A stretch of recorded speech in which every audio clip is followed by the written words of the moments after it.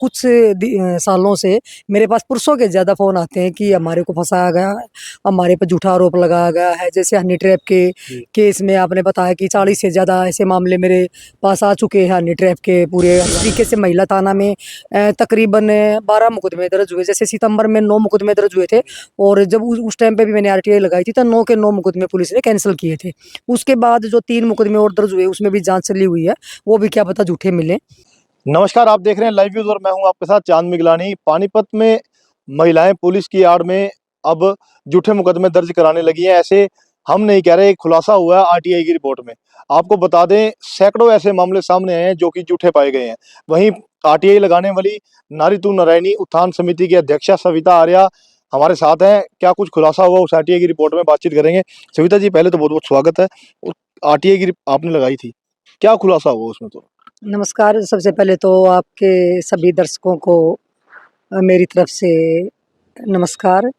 मैं आपको पता ही है कि समय-समय पर आरटीआई के माध्यम से आँकड़ा लेती हूँ, क्योंकि जब मेरे पास ज़्यादा फ़ोन आते हैं, पहले जैसे महिलाओं के ज़्यादा फ़ोन आते थे कि भई हमारे साथ गलत हुआ, हमारे साथ ये हुआ। आजकल जो है पिछले कुछ सालों से मेरे पास पुरुषों के ज़्यादा फ़ोन आते हैं कि हमारे को फँसाया गया है, हमारे पे झूठा आरोप लगाया गया है। जैसे हनी ट्रैप के केस में आपने बताया कि 40 से ज़्यादा ऐसे मामले मेरे पास आ चुके हैं हनी ट्रैप के पूरे हरियाणा से, जिसमें हमने खुद महिलाओं को अंदर करवाया है। ऐसे ही फिर आरटीआई के माध्यम से ये देखा कि भई हर साल का मैं आँकड़ा लेती हूँ, बीच-बीच में भी लेती रहती हूँ और जैसे ब 2024 में पता लगा कि भई 100 से ज़्यादा यानी 110 मामले जो दर्ज हुए और 4-5 ऐसे भी हैं जो बाद में ऐड हुई हैं, जो ये धारा जो है, टोटल में मिला के वैसे 115 बनते हैं, बाकी डायरेक्ट दर्ज हुए हैं वो 105 हैं। और उसके बाद इसमें से 50 जो है मामले वो झूठे पाए गए हैं, जो पुलिस ने उनको रद्द किया है। और कुछ ऐसे भी हैं जिसमें जाँच चली हुई है। जिस तरीके से महिला थाना में तकरीबन 12 मुकदमे दर्ज हुए। जैसे सितंबर में 9 मुकदमे दर्ज हुए थे और जब उस टाइम पे भी मैंने आरटीआई लगाई थी तो 9 के 9 मुकदमे पुलिस ने कैंसिल किए थे। उसके बाद जो 3 मुकदमे और दर्ज हुए उसमें भी जाँच चली हुई है, वो भी क्या पता झूठे मिले। तो कहने का मतलब ये है कि महिलाएँ जो है अपने अधिकारों का दुरुपयोग करके और झूठे जो है मुकदमे दर्ज करवा के और फिर एक पैसे ऐंठने का और एक गैंग बना रखा है और इन्होंने मतलब शॉर्टकट रास्ता अपना लिया कि भई किस तरीके से पुरुषों को ब्लैकमेल करके उनसे पैसे कमाए जाते हैं। तो ये अकेले हमारे पानीपत में नहीं, वैसे तो ये पूरे हरियाणा में ही चला हुआ है ये। लेकिन पानीपत में आपने देखा है कि कई थाने ऐसे हैं जिसमें ये ज़्यादा झूठे मुकदमे दर्ज हो रहे हैं, जिसमें जिस तरीके से ओल्ड इंडस्ट्री थाना है उसमें भी पीछे आपने देखा था हनी ट्रैप में 2 महिलाएँ पकड़ी गई थी ऐसे ही गैंग बना के और एक रिफाइनरी वालों को वो ब्लैकमेल कर रही थी। उसके बाद एक गाँव के 3 लड़कों के ऊपर वो करके उसमें एक बीच में दलाल आके और इस तरीके से ब्लैकमेलिंग का था। इसी तरीके से एक अभी कुछ दिन पहले आपने देखा कि मॉडल टाउन थाना के अंतर्गत एक महिला जो है पहले कुछ पुरुषों के साथ गुड़गाँव जाती है, उसके बाद वापिस वहीं से गुड़गाँव से ही रास्ते में अपने जो उसके जानकार हैं उनको कॉल करके टोल पे बुलाती है और बाद में फिर उनको ब्लैकमेल करती है और फिर लेन-देन का जब बात चलती है तो मुकदमा दर्ज न करा कर उनसे 4.5 लाख रुपए कितने ले लेती है और उसके बाद वो हनी ट्रैप में पकड़ी जाती है। बाद में फिर वो उन्होंने जाके हंगामा करके और फिर दोबारा वो 0 एफआईआर होकर वो गुड़गाँव जो है गई है। अब गुड़गाँव पुलिस जाँच करेगी कि उसमें क्या सच था, क्या झूठ था। वहाँ पे उसके साथ ज़बरदस्ती हुई या अपनी मर्ज़ी से गई हुई थी, वो क्या था वो गुड़गाँव पुलिस का है। लेकिन यहाँ उन्होंने पैसे माँगे और यहाँ पे उसने लेन-देन किया। ऐसे ही बहुत से ऐसे केस हैं जिसमें इस तरीके से महिलाएँ गैंग बना के और वो इस तरीके के जो है पुरुषों को ब्लैकमेल करती हैं। आपने पता है कि भई कि जैसे इंस्टाग्राम पे दोस्ती करके अपनी पहचान छुपा के जिस तरीके से उस महिला ने भी अपना धर्म भी नहीं बताया था वो किस धर्म से है और अपना ऐसे करके उसने छुपा के वो करते हैं। ऐसे ही फिर पुरुषों से बात करके सोशल मीडिया पे या कहीं भी फिर उनको मिलने के लिए बुला लेते हैं और उसके बाद उनको ब्लैकमेल करते हैं। सविता जी, बड़ी बात है, सरकार भी कहती है कि महिलाओं को सम्मान मिलना चाहिए।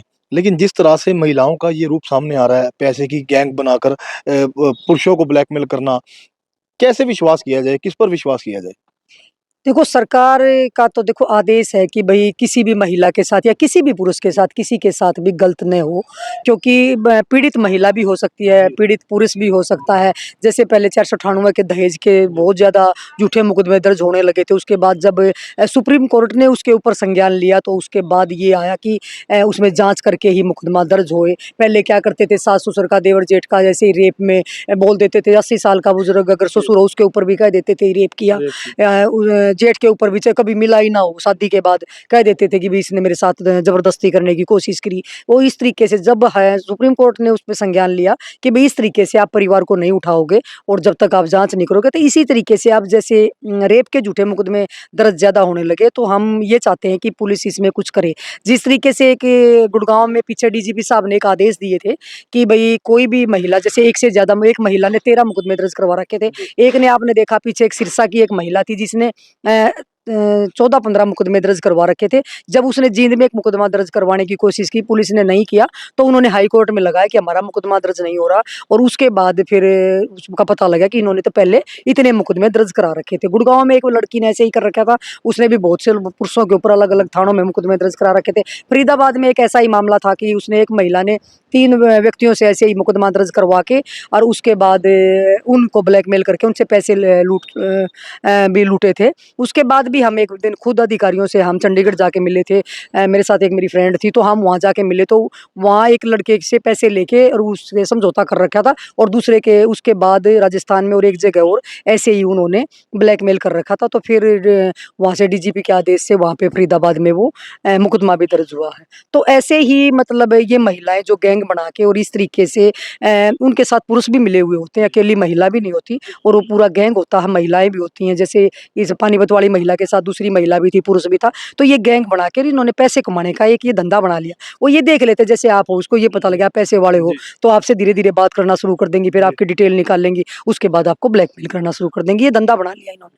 अक्सर देखा जाता है कि जब नई-नई शादी होती है, किसी कारण पारिवारिक मामले में नहीं बनती लड़का-लड़की की, तो लड़कियों को बहकाने वाले भी मिलते हैं, लड़कियाँ उनकी बातों में भी आती हैं, पूरे परिवार को लपेटे में ले लेती हैं कि उससे पैसे की जो है डिमांड ज़्यादा बढ़ जाएगी, परिवार जब सारा लपेटे में आएगा। तो कहीं न कहीं पुलिस को भी इसके ऊपर एक कमेटी ऐसी बनानी चाहिए अलग से, महिला थाने में भी आप बता रहे थे कि सारे मामले झूठे पाए गए। तो कहीं न कहीं जो सामने वाले पीड़ित हैं, उनके ऊपर क्या बीतती होगी? सबसे बड़ा जब दुःख इसी बात का है कि मैंने ज़िंदगी में मतलब पहली बार ये देखा है कि पुरुष जब फ़ोन करते रोते हैं। जी।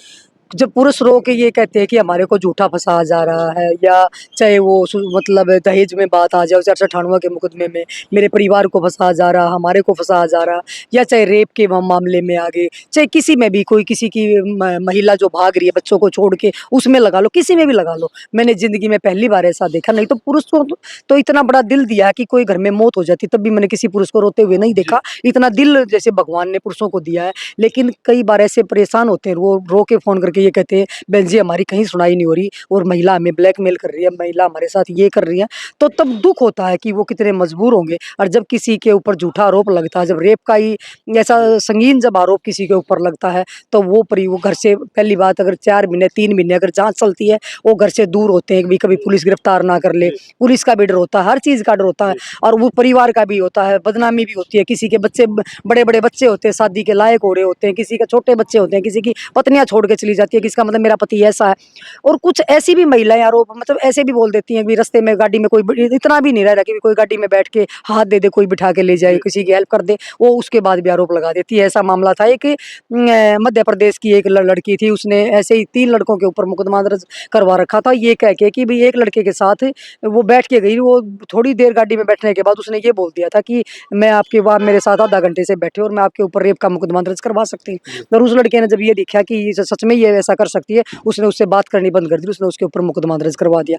उसके बाद वहाँ पे उस मतलब महिला के ऊपर वहाँ पे जब मुकदमा दर्ज करा वहाँ पे मध्य प्रदेश पुलिस ने, तो वो फरार होके हरियाणा में आ गई थी और हरियाणा में आके करनाल के एक लड़के के ऊपर उसने ऐसे ही रेप का मुकदमा दर्ज करवाया। वो लड़के ने बेचारे ने रत्ते ने ज़मानत ले ली। उसके बाद ट्विटर के माध्यम से उसने मुझसे कॉन्टैक्ट किया और वो लड़के जब वो करनाल जब एसपी शशांक जी थे पीछे जी। और तब मैं उनके पास वहाँ पे लेके गई, वो मुकदमा कैंसल किया पुलिस ने। कहने का मतलब वो भी जो फर्जी था और झूठा पाया गया, लेकिन वो डरता क्या करेगा, कोर्ट में भाग भागते हैं जी। और जाके ज़मानत लेने की कोशिश करते हैं कि भई हमारी ज़मानत हो जाए। देखिए कितना परिवार के साथ कितना दुःख होता है कि जब एक महिला 3 मुकदमे वहाँ दर्ज करके आई, चौथा आके वहाँ कर रही। तो ये देखना चाहिए पुलिस ने भी कि एक महिला बार-बार में मुकदमे दर्ज करवा रही है। कोई भी मैं तो आपके चैनल के माध्यम से यही रिक्वेस्ट अधिकारियों से करूँगी कि भी कोई भी महिला अगर एक से ज़्यादा बार थाने में मुकदमे दर्ज करवाती है, तो उसका ये देखना चाहिए कि उसके बाद उसका मुकदमा दर्ज न हो। जब मैं ये आईओ को या एसएचओ को जब ये बात बोलती हूँ कि ये मुकदमा दर्ज क्यों किया, तो वो तो एक ही बात बोलते हैं कि बहन जी ऊपर से आदेश होते हैं सरकार के भी, प्रशासन के भी कि भई कोई भी पीड़ित महिला अगर पीड़ित बन के आती है, चाहे वो बाद में जाँच करे हो होती है उसमें कि वो पीड़ित है भी या नहीं है, तो एक बार हमने उनकी सुनवाई करनी पड़ती है और मुकदमा दर्ज करना पड़ता है। नहीं तो फिर वो मीडिया में जाके बोलती है, मेरा मुकदमा दर्ज पुलिस नहीं कर रही, हमारी सुनवाई नहीं कर रही। फिर आप वो चैनल वाले फिर आप वो दिखाते हो कि भई इस महिला की सुनवाई नहीं हो रही, इसके साथ रेप हो गया, तो वो डरते फिर वो करना पड़ता है। बस यही वैसे कारण है। रिपोर्ट में कितने एक ऐसे थाने हैं जिसमें कितने मामले सच्चे पाए गए और कितने आंकड़ा क्या है उन मामलों का, कौन-कौन से थाने उसमें शामिल हैं? अपने सारे पानीपत के सभी 15 के 15 थानों के अलग-अलग आंकड़े हैं और उसमें से अलग-अलग थाने के सभी में कैंसल हुए हैं मुकदमे। किसी में 2 हुए, किसी में 4 हुए, किसी में 8 हुए, अलग मैं आपको दिखा दूँगी। तो ये अलग-अलग थानों के अलग-अलग आंकड़े सभी में ये नहीं कि एक एरिये में मतलब ये कैंसल हुए, सभी जगह से हुए हैं। सबसे बड़ा दुःख इस चीज़ का है कि जो महिला थाना महिलाओं के लिए बनाए थे कि भई महिलाओं को अधिकार मिलेंगे। सरकार ने इसीलिए 2015 में महिला थाना खोले थे कि भई महिलाएँ अपनी जो आवाज़ जो पुरुषों के सामने कहने से महिला डरती है, तो वो महिला थाने में जाके महिलाओं को ये बात बोल सकती है, लेकिन वो उसी का मिसयूज़ महिलाएँ करने लगी और अब आप ये देखो कि जब 12 मुकदमे आए, तो क्या पता वो इसमें से 1-2 और भी यानी कि 3 जो बकाया हैं, क्या पता ये भी रद्द होए, तो इसका मतलब महिला थाने का भी दुरुपयोग किया जा रहा है। तो ये बहुत दुःख है कि भई जो महिलाओं को अधिकार मिले हैं और सच में जो पीड़ित महिलाएँ होती हैं, इन महिलाओं की वजह से उनको न्याय नहीं मिल पाता और वो भटकती रहती हैं कि बहुत गरीब होती हैं, वो जाती थाने में जब वो उसी नज़र से फिर पुलिस वाले उनको देखते हैं कि हो सकता है ये झूठी हो और ये सच्चाई है कि 2 दिन के बाद पुलिस को ये पता लग जाता है ये मामला झूठा है। उसको चाहे वो 4 महीने में कैंसल करे, चाहे वो 2 महीने में कैंसल करे, चाहे वो 3 दिन में कैंसल करे या 10 दिन में करे। वो पुलिस का के ऊपर डिपेंड है, नहीं तो पुलिस को तीसरे दिन ये पता लग जाता है ये झूठ है और ये सच है। अक्सर पुलिस पर भी इन मामलों को लेकर आरोप लगते हैं कि कभी पैसे लेकर इस तरीके की बातचीत सामने आती है। पीड़ित बोलते हैं कि भई पैसे लेकर हमारे से सेटिंग कर रहे हैं, ये होती है, वो होता है। तो पुलिस भी कहीं न कहीं फँसी हुई नज़र आती है कि भई पुलिस करे क्या फिर आखिर में? इसमें भी आपने देखा है कि कितनी बार पुलिस वाले देखो पकड़े गए हैं, पैसे लेते हुए, रिश्वत लेते हुए या ऐसे मतलब वो करते हुए। गुड़गाँव में तो खुद एक पुलिस वाली थी जो उसका हाई कोर्ट में भी चला हुआ, जो 11 मामले जो एक थे दर्ज, उसमें खुद एक पुलिस वाली है, उसकी हाई कोर्ट से भी अभी ज़मानत कैंसल हुई थी पीछे। वो खुद पकड़ी गई थी इस मामले में कि वो साठ-गाँठ लेके और ऐसे पैसे मुकदमे दर्ज करवाती थी। वो सब तरह के होते हैं कि वो कहते हैं कि पाँचों आंगली भी बराबर नहीं होती, तो सब तरह के होते हैं। कुछ व्यक्ति होते हैं जो बाहर से दलाल होते हैं, वो उनसे मिले हुए होते हैं और वो मिल के भी ये चीज़ें करते हैं, तो वो बात है कि वो लंबी हो जाएगी और पुलिस वाले सोचेंगे कि हमारे खिलाफ ये बोलती है, लेकिन कहीं न कहीं कुछ ऐसे आईओ वगैरह हैं जो मिली-भगत भी कर देते हैं। तो चलिए फिलहाल इस पूरे मामले को लेकर पानीपत के पुलिस अधीक्षक लोकेंद्र सिंह का क्या कुछ कहना है, आइए उनसे बातचीत करते हैं। नहीं देखिए, जो भी अगर कोई झूठे मुकदमे कराता है तो उसमें पुलिस उनको कैंसिल भी करती है और उनके खिलाफ कानून के तहत जो प्रोविज़न है उसके तहत उसमें कार्रवाई भी करती है। तो फिलहाल चैनल के माध्यम से कहना चाहेंगे सर, इस तरीके के जो लोग इसमें अगर इसके अंतर्गत हाँ, कोई भी अगर कानून का मिसयूज़ करना चाहता है अपने पर्सनल इंटरेस्ट के लिए, तो उसमें उनके लिए यही मैसेज है कि वो हम नहीं होने देंगे और उनके खिलाफ भी सख्त से सख्त कार्रवाई की जाएगी और उनको भी सज़ा दिलाई जाएगी जो इस प्रकार के झूठे कंप्लेंट देते हैं या इस प्रकार की कंप्लेंट्स के ज़रिए एक्सटॉर्शन या ब्लैकमेल करने की कोशिश करते हैं।